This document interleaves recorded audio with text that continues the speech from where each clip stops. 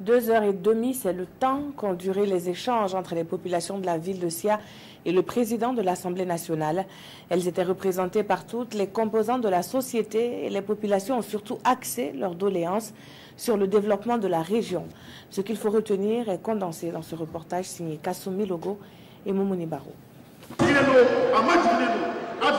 Les 72 heures d'activité du président de l'Assemblée nationale, Alassane Bala Sakandé, dans les Hauts-Bassins, sont aussi marquées par cette rencontre avec les forces vives de la région. Nous sommes venus, nous avons parlé avec les forces vives de la question des travaux à l'hémicycle, ce que nous faisons au niveau de l'Assemblée. Parce que c'est cette proximité que nous cultivons aujourd'hui, donner l'information, aller vers les populations pour expliquer ce que nous faisons et recueillir aussi leurs avis par rapport au travail qui est fait à l'Assemblée. Deuxièmement, nous avons parlé de la collaboration avec les forces de défense et de sécurité.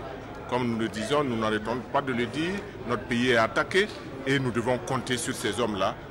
Ils comptent aussi sur notre soutien, sur notre collaboration pour pouvoir défendre notre territoire. Le président de l'Assemblée nationale n'a pas occulté les notions de la paix et de l'entente. Sans paix, on ne peut rien entreprendre. Sans paix, on ne peut pas se retrouver ici. Et pour finir, j'ai demandé aux hommes politiques de Bobo l'union des fils de Bobo. Parce que ce sont les populations qui les ont élus. Ce sont les représentants de la région. Et donc, les populations ont besoin que ces hommes politiques-là s'entendent. Et comme il fallait s'y attendre dans ce cadre d'échange direct, les forces vives ont égrené un chapelet de doléances relatives au foncier, à l'éducation et aussi aux questions liées à l'autonomisation de la femme. Et avant même de quitter la salle, d'autres doléances ont déjà trouvé réponse à la grande satisfaction de la population. Nous avons demandé à ce qu'ils nous donnent des vivres. Ça a été fait. 100 tonnes de vivres pour les femmes de la province du Houé.